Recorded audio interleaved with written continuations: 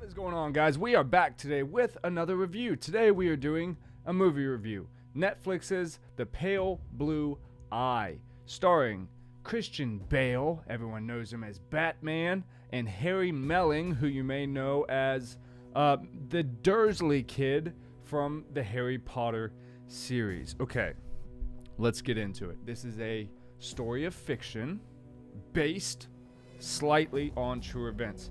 Edgar Allan Poe, played by Harry Melling, is a young cadet at West Point, which is true. Edgar Allan Poe did actually go to West Point.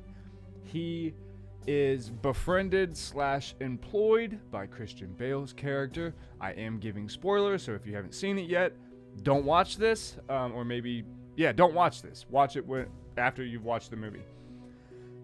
He is a retired detective / constable. It's based in around 1809 at the scene of West Point Military Academy. And Christian Bale starts the movie being approached by the second in command at West Point saying, "We need your services. There's been a murder. We're trying to keep this as low key as we can, but we have to figure out what's going on. They tell us you're the best."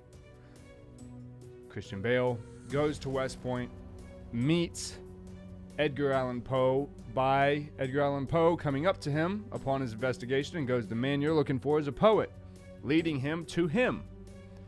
And they meet in a bar, they talk a few things over.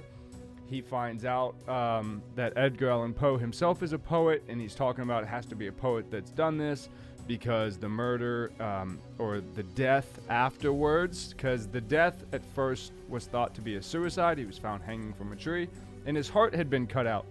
The heart being cut out had shown Edgar Allan Poe that there was some sort of poet or romantic involved, because that was a thing of symbolism. Edgar Allan Poe is very kind of odd. He's not accepted by his classmates or his other cadets. And I think they did not do a great job of developing the character of Mr. Longren, played by Christian Bale. Christian Bale, I can't say he did like a great job in this movie. He's very like somber and very quiet. There's not a lot going on from him. He's walking around having small conversations. The main character of the movie is Edgar Allan Poe. So there are multiple murders. These cadets keep being found dead. One runs off. The whole tone of the movie is very dark. I'll say that now. We know that this did not happen in real life while Edgar Allan Poe was at West Point. He was not at West Point for a very long time in real life. So I think they're just trying to use that little known part of his life and extend on it and make it more interesting. Let's talk about what we do know in reality about Edgar Allan Poe's real life. He was consumed by tragedy. Almost every person he had ever come to know and love died, usually of tuberculosis, or what they called at the time, the consumption. He was just plagued by tragedy. He was a writer. He was a drinker, both of which are covered in the movie. And he also, in real life, married his first cousin when she was 13 years old and Edgar Allan Poe was 21. So Edgar Allan Poe had some problems, to which they show in the movie. They are showing him having a love interest in a character who is called Leah. That is a little confusing because intertwined in there, I think they try to play to like some weird relationship. There's like a brother and a sister situation that's going on. They're very close. There's another guy who ends up being murdered or killed. He has an interest in Leah. So all these scenarios come back to look like it may have been Edgar Allan Poe committing these crimes. Because everyone that ends up dead, he had some kind of altercation with, and now it's all stemming around this girl, Leah. Well, playing to real life, the woman that he falls in love with, Leah, who is not his first cousin in the movie, is sick. She one of the first times they get some alone time together, she's coughing very bad. He looks at her as if he knows what's going on. So if you know about him in real life, you kind of know that he knows what's coming. His mother passed. I think he had sisters and past lovers that had passed all of tuberculosis. So he knew what Leah was struggling from. And then she falls into a seizure. He does not know what's going on there. And he just realizes that she's very ill. No one's saying that she's dying. Her father's a doctor. They're very well off. He's like the doctor of the West Point Academy. His son goes there, her brother. And it's a big mess. Push comes to shove. Here comes all the spoilers. So it comes to be that Leah and her brother and their mother are killing the cadets to steal their heart, to perform some dark magic founded by someone in their lineage. And that is expressed to Christian Bale's character by a friend of his that like studies the occult. So he's like, this is what's going on with your murder. You need to find these people, searching for hearts. There's some biblical stuff in here, dark magic. This guy, Christian Bale puts it all together that guy's lineage is to Leah and her family being the doctor.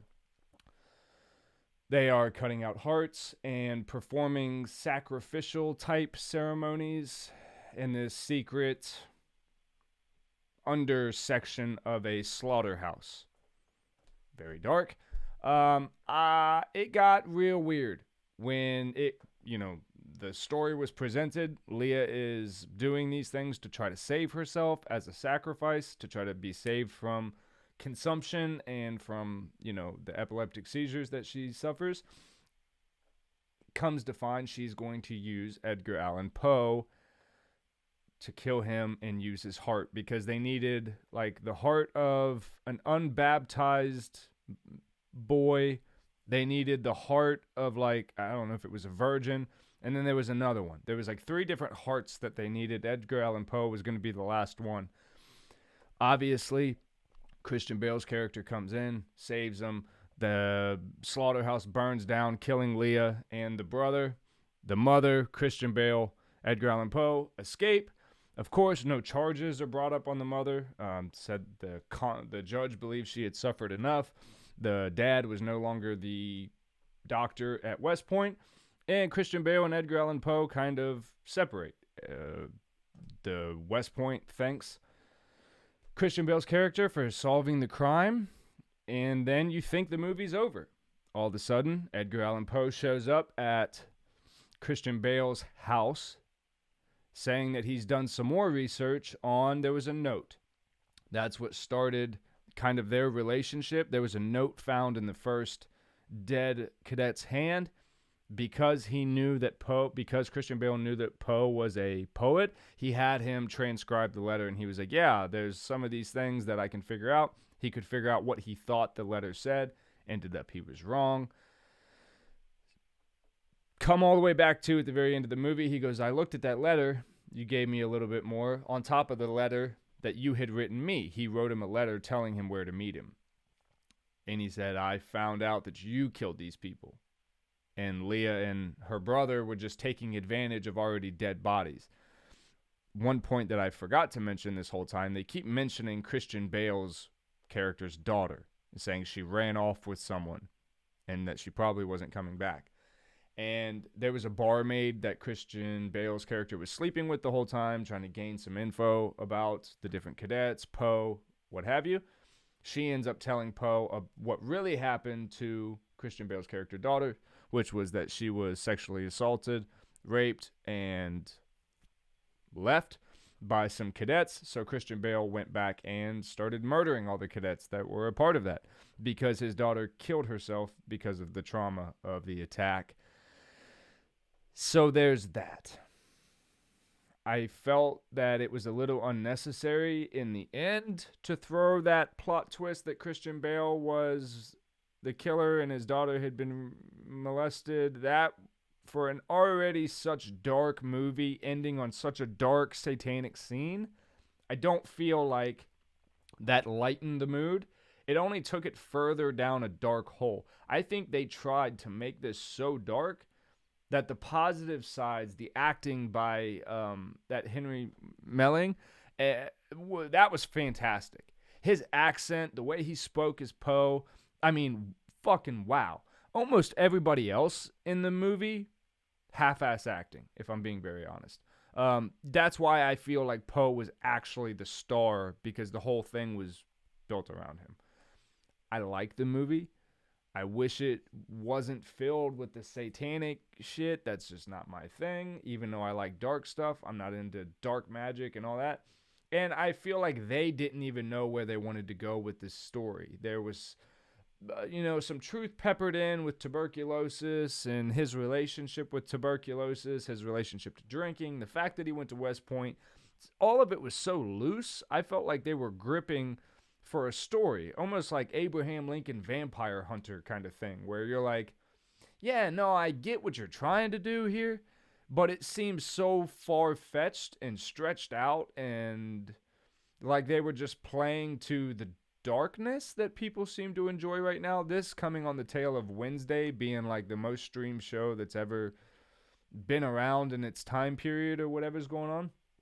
The symbolism is not lost on me that there was so many Edgar Allan Poe play twos in Wednesday with the Nevermore and the Raven and all this. You got a little bit of, if you're an Edgar Allan Poe fan, you got a little bit of nostalgia in there where they mentioned, the Raven.